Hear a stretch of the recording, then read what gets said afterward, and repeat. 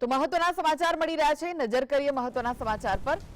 સુરેન્દ્રનગર જિલ્લામાં ઉપરવાસમાં પડેલા વરસાદના પગલે જિલ્લાના ડેમોમાં નવા નીરની આવક થઈ છે। સુરેન્દ્રનગરથી મહત્વના સમાચાર। મોરસાલ નજીક આવેલા નાયકા ડેમની જળ સપાટી વધી છે। સુરેન્દ્રનગર જ્યાં પાણી માટે લોકો હેરાન થતા હોય છે ત્યાં હવે વાંસલ ડેમ પણ ઓવરફ્લો થયો છે, જેના કારણે હવે લોકોને પાણીની જે પરોળજણ છે તેમાંથી રાહત મળે તેવા પણ શક્યતાઓ લાગી રહી છે, કારણ કે મોરસલ ડેમમાં 172 મીટર પાણીની સપાટી પહોંચી ગઈ છે।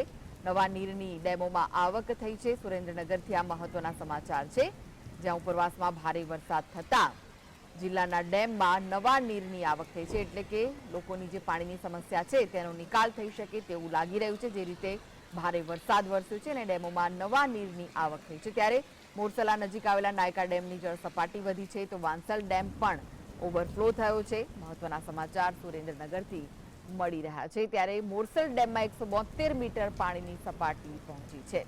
ઉપરવાસમાં જે રીતે ભારે વરસાદ વરસ્યો છે સુરેન્દ્રનગરમાં, તે જોતા હવે નદીઓની સાથે જ ડેમોમાં પણ નવા નીરની આવક થઈ છે, જેના કારણે લોકો જે વર્ષોથી પાણીની સમસ્યાથી પીડાઈ રહ્યા છે તેમને થોડી રાહત મળે તેવી પણ શક્યતાઓ લાગી રહી છે।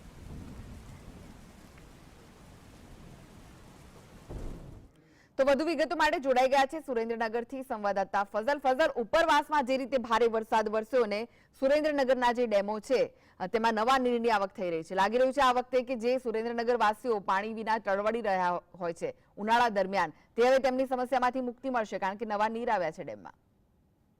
ખાસ કરીને ચોક્કસથી જો વાત કરવામાં આવે તો સમગ્ર ગુજરાત રાજ્યમાં છે તે સારો વરસાદ વરસી રહ્યો છે, પરંતુ બીજી તરફ જે સુરેન્દ્રનગરમાં ઉપરવાસ વરસાદના કારણે જિલ્લાના જળાશયો હોય, નદી નાળા હોય, ડેમ હોય, ચેક ડેમો હોય, તેમાં નવા નીરની આવક શરૂ થઈ ગઈ છે। ખાસ કરીને ચુડા પંથકમાં આવેલો વાસલ ડેમ છે તે તો ઓવરફ્લો થઈ ગયો છે। વાસલ ડેમની સપાટી 102 ફૂટની છે, ત્યારે 102 મીટરથી આ વાસલ ડેમ છે તે ઓવરફ્લો થઈ ગયો છે। બીજી તરફ જિલ્લાનો મોરસલ ડેમ હોય કે પછી ધોળીધજા ડેમ હોય, નાયકા ડેમ હોય, તમામ ડેમોમાં વરસાદી પાણીની નવી આવક શરૂ થઈ ગઈ છે। ત્યારે સુરેન્દ્રનગર ઉપરાંત સૌરાષ્ટ્રની જીવાદોરી ગણાતો જે સુરેન્દ્રનગરનો મુખ્ય ધોળીધજા ડેમ છે, જે સમગ્ર સૌરાષ્ટ્રમાં પીવાનું પાણી પૂરું પાડી રહ્યું છે, તેની કુલ સપાટી 22 ફૂટની છે, પરંતુ હાલની પરિસ્થિતિમાં આ ડેમ પણ 19 ફૂટ જેટલો ભરેલો છે, એટલે હવે તે પણ ઓવરફ્લો થવાને માત્ર 2 ફૂટ બાકી છે। ત્યારે બીજી તરફ જો મોરસલ ડેમની વાત કરવામાં આવે, જે ચોટીલા પંથકમાં આવેલો છે, તેની સપાટી પણ 172 મીટરે પહોંચી ગઈ છે, તે પણ ઓવરફ્લો થવાને માત્ર 5 મીટર જેટલો બાકી છે। એટલે સમગ્ર જો વાસલ ડેમની વાત કરવામાં આવે તો તેની સપાટી પણ 100 મીટરને વટાવી ગઈ છે। એટલે સુરેન્દ્રનગરમાં ઉપરવાસ પડેલા વરસાદના પગલે નદી નાળા, ચેક ડેમો અને જળાશયોમાં નવી નીરની આવક થઈ છે। ખાસ કરી જો ઉનાળાની વાત કરવામાં આવે તો સુરેન્દ્રનગર પંથક એવો હતો કે સૌરાષ્ટ્રમાં સૌથી મોટી પાણી સમસ્યા સુરેન્દ્રનગરમાં હતી।